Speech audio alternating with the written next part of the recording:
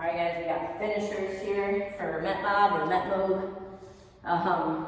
First week, we got a 1 minute density set. It's a chop or drop call out. So athletic stance, knee soft, hip soft. We're gonna chop the floor, or chop our feet here like the floor is hot. Coach is gonna say drop. We're gonna drop to the ground using their hands for leverage here for just a 1, 2. Pop it right back up, right back into those choppers. Lower impact is more of a march. Bring their hands down, step it back.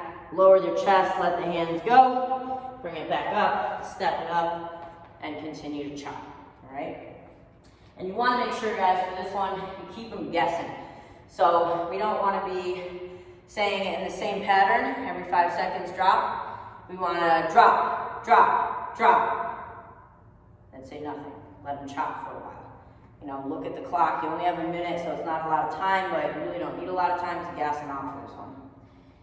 Week 2, another 1 minute density, a seated banded iso pull apart with a breathing focus. Shout out to Miss Dre for this one because this is just fantastic for breath work, and it really helps engage the pelvic floor and really work the intra-abdominal pressure and those deep inner core muscles. So we're gonna come to a cross-legged position. Okay, we're gonna have some tension on the band here. Bring it out at about 45 degrees. So we do want some good tension there. And we're just gonna breathe. Big inhale through the nose. We wanna think and coach 360 breathing. So back and side ribs are expanding. It's not just the front ribs and the belly, all right?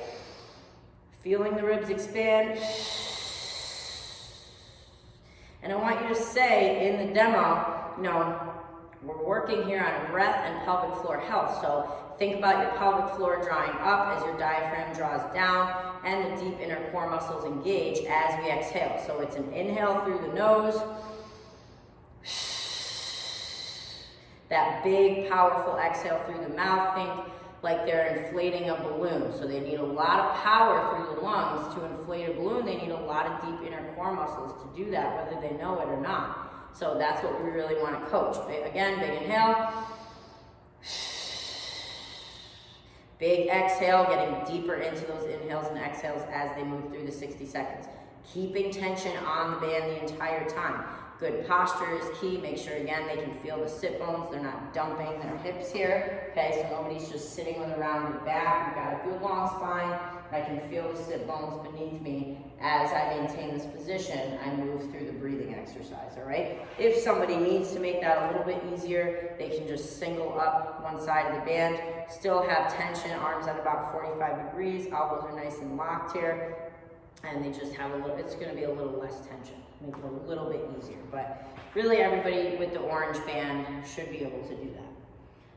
Week 3, we have a 1 minute density, as Coach says. So something that you wanna look out for this, guys. Obviously, some of us have experienced this a lot, but some of you guys are new and haven't. So for the Coach says, we only have 1 minute and you want to use that minute well. So you can either come up with one single exercise that's going to gas them out, that's also able to go low impact for the clients that need it for a solid 60 seconds, or you can bring them through a couple different moves. With only 1 minute, you're not going to have time for too many, but we want to think about a couple things. If they're up on the floor, or excuse me, up off the floor, doing jumping jacks, we want to do an easy transition. So we don't want to automatically just bring them right down into push-ups, okay? And then already now up to predator jacks. And then they're doing something off the floor, okay? Now back down for super bands, now back up for squats. You want to work them while they're off the floor, and then you can bring them to the floor, but work them down to the floor. So if you are up and then you come down, do a couple exercises on the floor so their transition can be really quick. If they were on the floor to begin and then they come up, do a couple exercises while they're up. So you want to make it as smooth as possible so they spend less time transitioning and they spend more time actually doing the exercise. So just keep that in mind as you move through it. And that's it.